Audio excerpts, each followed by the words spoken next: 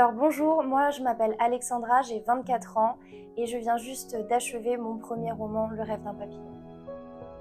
Alors ce qui m'a inspiré l'idée de ce roman, en fait, c'était pendant le confinement. J'allais courir tous les jours avec ma musique dans la tête. D'ailleurs, j'écoutais Everybody's Got It On Sometimes des Corgis en boucle. Et au bout d'un moment, j'ai commencé à m'inventer un peu des univers et à avoir l'idée de cette histoire. Alors elle ressemblait pas du tout à celle qu'elle est aujourd'hui, mais en tout cas, j'ai commencé à avoir l'idée à ce moment-là pendant le confinement. Alors mon année aux États-Unis a influencé la création de ce roman en tout finalement, puisque après le confinement, je suis partie 1 an aux États-Unis, vivre là-bas, étudier aux États-Unis. C'était sur un campus donc américain, dans l'Hudson Valley, magnifique, à 3 heures de la ville de New York. Et c'était sur une terre en fait où avaient vécu les Amérindiens, notamment les Mohicans. Et donc j'ai beaucoup appris sur ces terres-là, j'ai beaucoup appris. Et oui, c'est un endroit qui m'a énormément inspirée ensuite. J'ai vécu beaucoup de choses très fortes en 1 an. Et c'est ce voyage en tout cas qui m'a permis d'avoir l'idée du roman tel qu'il est aujourd'hui. À l'origine, le livre était un roman d'aventure, tout simplement. Et puis avec le temps, il est devenu aussi fantastique. Alors forcément, je parle énormément des Amérindiens et de leur spiritualité, et donc c'est ce qui a donné ce côté fantastique, magique à mon histoire que j'aime énormément, et je trouve finalement que l'aventure et le fantastique se répondent très bien dans mon roman. Oui, forcément, c'est mon premier roman et Aurora est le premier personnage principal que j'ai jamais écrit. Donc oui, il y a beaucoup d'influences. Pourtant, je pense qu'il ne faut pas du tout plaquer sur le personnage son auteur, comme à chaque fois d'ailleurs. Tous mes personnages ont des influences, ont des ressemblances avec ma propre vie et avec moi-même, mais ils ont aussi beaucoup de différences, peut-être même plus de différences que de ressemblances. Et je pense finalement qu'Aurora a quand même plus de différences avec moi qu'elle n'a de ressemblances. En tout cas, ce qu'on partage en commun, c'est indéniable, c'est ce goût de l'aventure et cette envie de découvrir et de se jeter dans l'inconnu. Alors, sans en dire trop, effectivement, Aurora, en partant aux États-Unis, va se retrouver accusée par le gouvernement américain de détenir un artefact qui est convoité par le gouvernement depuis des centaines d'années. Accompagnés de Jared, ils vont donc tenter eux-mêmes de découvrir cet artefact et d'en découvrir la nature finalement, dans un premier temps pour sauver leur vie, et puis ce sera bien plus complexe que ça. En tout cas, ce que je peux vous dire, c'est que cet artefact, forcément, a à voir avec les Amérindiens. Forcément, Aurora part à l'origine aux États-Unis pour essayer de comprendre qui elle est. C'est plutôt un parcours initiatique, une introspection qu'elle essaye de faire elle-même en voyageant, en sortant de cette ville qu'elle a toujours connue. En rencontrant de nouvelles personnes, elle va tenter de comprendre qui elle est et la femme qu'elle souhaite devenir. Forcément, cette aventure et cet artefact vont tout changer dans l'histoire, et c'est finalement cet objet qui va lui permettre de comprendre réellement qui elle est et d'où elle vient. La question des peuples autochtones d'Amérique du Nord, j'y suis sensible depuis toute petite. Alors ça a commencé très naïvement avec probablement Pocahontas, qui est en réalité une aberration par rapport à la vraie histoire. Et en grandissant, en fait, j'ai toujours été extrêmement touchée par le sort de ces communautés. Je me suis toujours sentie également très liée à leur spiritualité. Je voyais beaucoup mes propres croyances dans leur spiritualité. Et donc je pense que c'est en partie pour cette raison que les peuples autochtones d'Amérique du Nord m'ont toujours beaucoup attirée, et que leur sujet m'a beaucoup touchée. En tout cas, leur extinction, j'y suis très sensible, forcément. Et donc c'était très important pour moi, d'autant plus après ce voyage aux États-Unis où je me suis retrouvée un peu par hasard dans ce campus où avaient vécu les Mohicans, de parler et de leur rendre hommage, même à travers la fiction, même si tout n'est pas historique, fiable et vrai. Du moins j'ai essayé de retranscrire dans mon roman certaines idées principales de leur spiritualité qui pour moi devaient être portées en éloge dans le roman.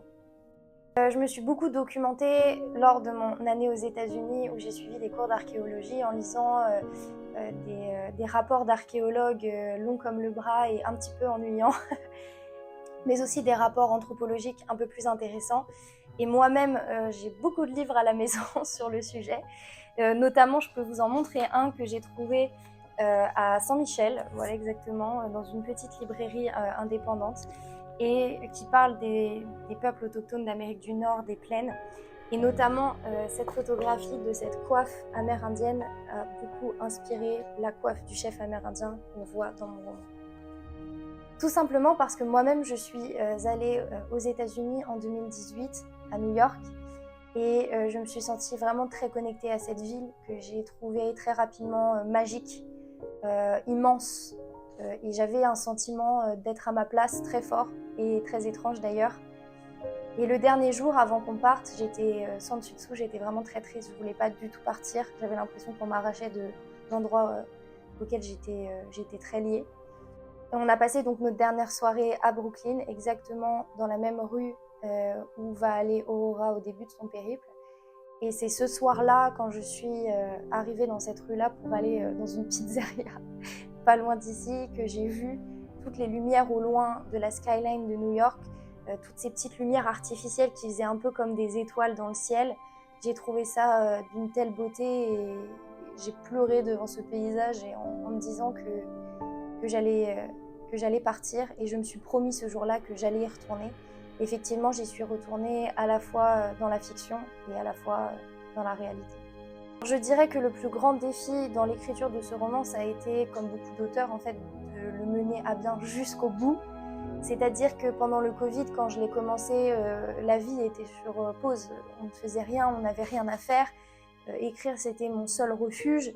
C'était ma seule façon de m'évader et de découvrir de nouveaux mondes. Ça et la lecture, bien sûr. Et donc j'avais un rythme d'écriture qui était génial. Je n'ai jamais retrouvé ce rythme d'écriture ensuite. J'écrivais presque toute la journée. Et finalement, ensuite, je suis partie aux États-Unis. Je n'ai plus écrit pendant un an. Et je pensais très souvent à mon roman en me disant que peut-être que j'aurais plus jamais la force en fait de l'écrire et de le terminer. Parce que pendant un an, j'ai pas du tout touché au manuscrit, j'ai pas du tout touché au roman. J'avais vraiment besoin de vivre, d'expérimenter, pour ensuite savoir ce que j'allais raconter dans mon roman, et puis pour avoir un roman plus authentique, plus réel. C'est quand on vit les choses finalement qu'on arrive à en parler aussi. En rentrant chez moi, après les États-Unis, la tête remplie de rêves, d'expériences, de souvenirs, de beauté, que j'ai eu ce trop-plein en fait en moi, et j'avais besoin de nouveau d'écrire. Donc j'ai repris toute mon histoire depuis le début et ça a donné ensuite le livre qu'il est maintenant. Forcément, j'ai changé beaucoup de choses, peut-être 70% du livre de départ. J'aimerais beaucoup forcément que les lecteurs puissent aimer, voyager, peut-être ressentir tout ce que j'ai voulu faire ressentir à travers mon livre. Si c'est le cas, ne serait-ce que d'un lecteur, ce sera déjà pari réussi. En tout cas, tout ce que je sais, c'est que j'ai écrit ce que j'aurais aimé lire, c'est-à-dire que j'ai été bercée petite aux films comme Benjamin Gates ou au Da Vinci Code, influencée par mon papa notamment. Et donc, j'ai écrit ce qui me manquait en fait dans le champ littéraire. Et j'espère en tout cas que ce même besoin de lire de l'aventure, des courses-poursuites, des quêtes personnelles, ça parlera aussi à d'autres personnes. Est-ce que j'ai d'autres idées pour d'autres romans? Effectivement, j'ai peut-être 1000 idées à la journée qui sont rangées bien au chaud dans des petits tiroirs dans ma tête, sous forme de phrases, de concepts, parfois d'images. Mais l'idée qui est en train d'aboutir, c'est surtout la suite de ce roman, qui forcément appelle à une suite, évidemment, sans grande surprise, et qui est actuellement en préparation. Merci. Et on se retrouve le 30 octobre.